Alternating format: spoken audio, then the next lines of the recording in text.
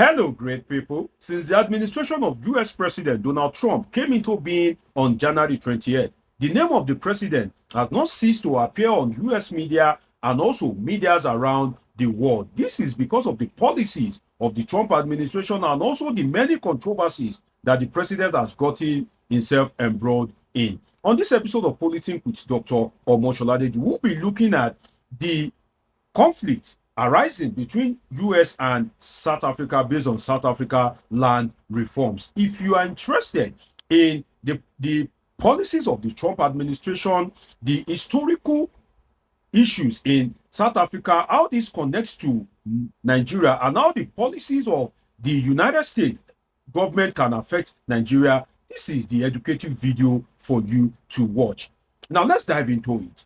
The administration of Ramaphosa passed a land law that the government has the right to revoke land from some certain class of people in some certain areas without compensation, depending on how the government assesses the situation and how the government deems fit. The government argues that they need this land to be able to provide amenities such as schools, hospitals, expansion of roads for South Africans. But in the true sense of it, on the political side of it, the South African government passed this law so that they can be able to revoke some of the land that the white supremacists, the white colonialists, illegally acquired to themselves during the colonial era, slave trade era, and also during apartheid. So the South African government is trying to get back some of this land and give it to the rightful owner. So when this law was passed, US President Donald Trump, based on his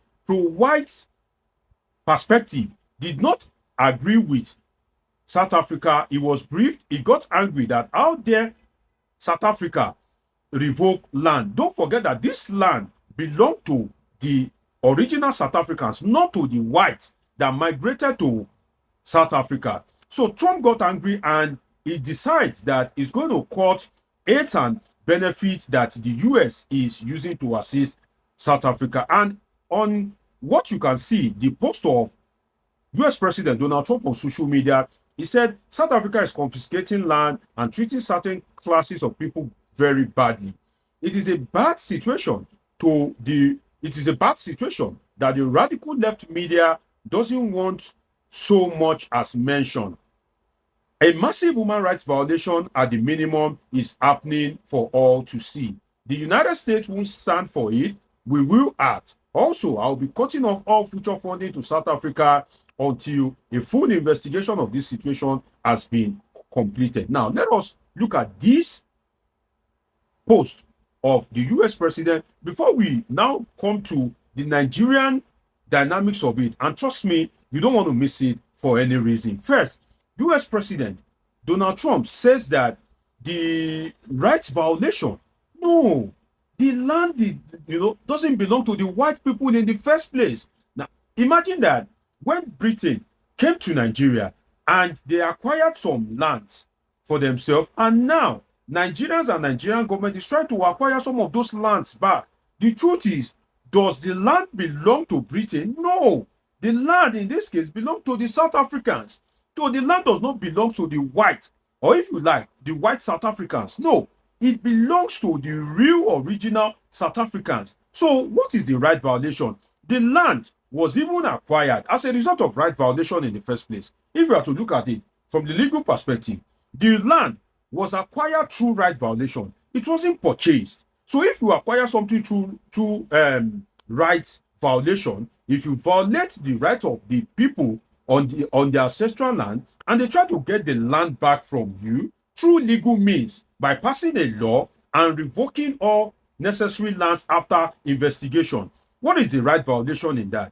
Is the land yours in the first place? Where is the receipt of purchase for that land? So you can see that Trump, in his usual white supremacist agenda, is extending this not only to blacks in the United States, but also to nations of Africa. And that leaves so much to be concerned, because apartheid really did a lot of damage to South Africans, the real South Africans, not the white South Africans. There are two South Africans, the black South Africans that have like the skin color of you and I, and also the white South Africans. Now, do you know that during apartheid, there were areas that blacks couldn't go to.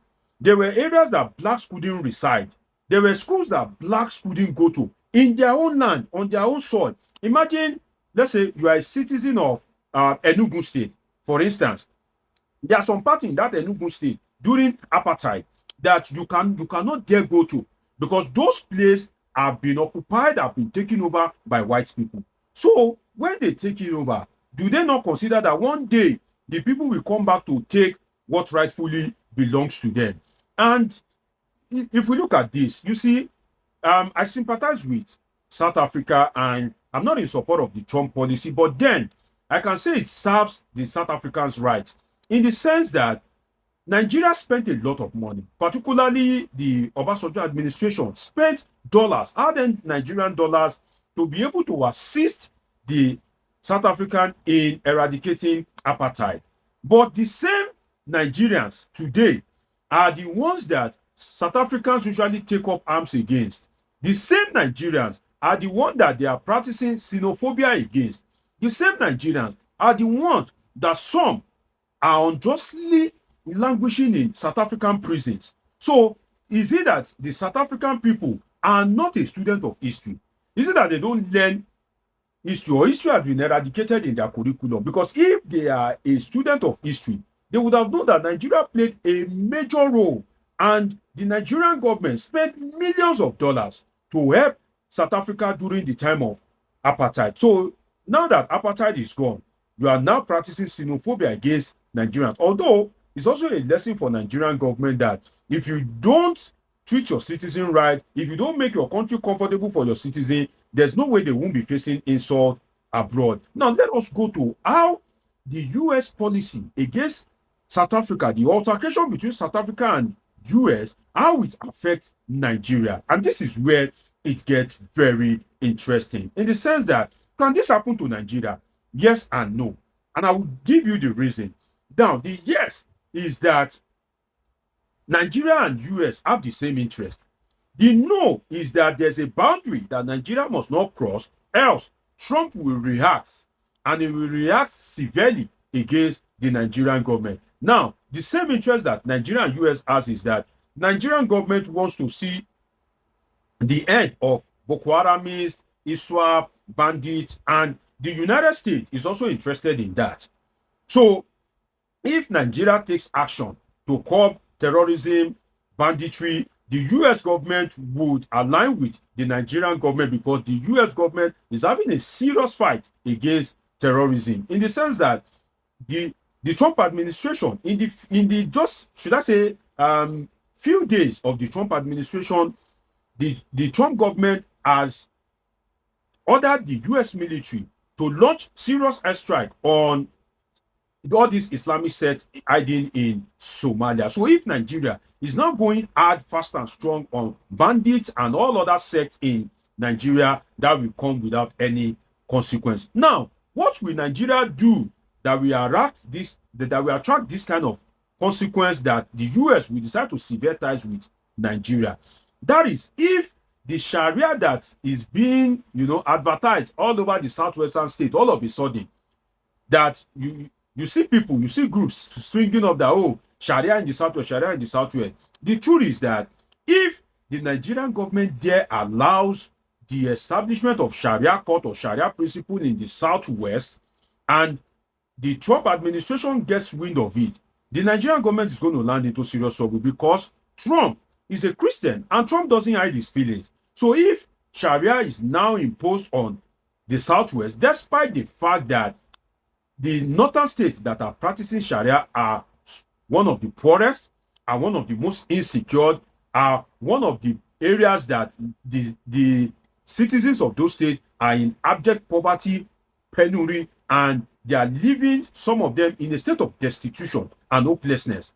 So you now want to bring Sharia to the southwest, and at the end of the day, if the southwest begin to experience what is going on in the north, if the proponents of the Sharia establishment in the southwest decide to go radical over time, which they are most likely to do so, then what will now be left of Nigeria? The north is already hot. The southwest now, once it begin to get hot, then Nigeria is finished. Because these people, they won't calm down. They will want that, oh, this Sharia now, we want it, we don't want people to be taking beer again. We don't want people, man and woman to be walking on the street again. From the history of interreligious relation in Nigeria and Sharia, they never get satisfied. When Sharia started, all these Islamic adherents, all these Islamic religious adherents, when they started in Kano State, they were not destroying beer. Now they were destroying beer. So if Nigerian government, they try to allow Sharia in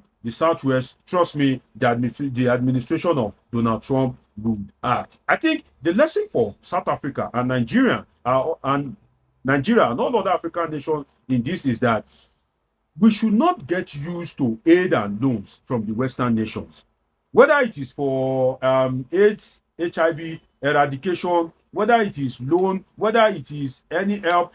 We should try and be independent because we have the resources and we have the market. So we should try and expand our technological advancement so that we can harness our resources ourselves, we can turn it into finished product ourselves, then we can be in charge of the control of the whole chain of production, just like as it is in the oil sector in Nigeria and some of these natural resources in African countries. So this is a wake-up call, because who knows, another Trump, if he springs up in Canada, if another Trump emerges in the UK, in Australia, and some of these developed countries, then where would Africa face? So African countries are now being faced with the problem of not developing their country at the right time. So this is the time for Africa to liberate itself. It's been an interesting time with you on this episode of Politin with Dr. Omosoladeji. Subscribe, turn on your notification button. See you in my next video. I love you all sincerely.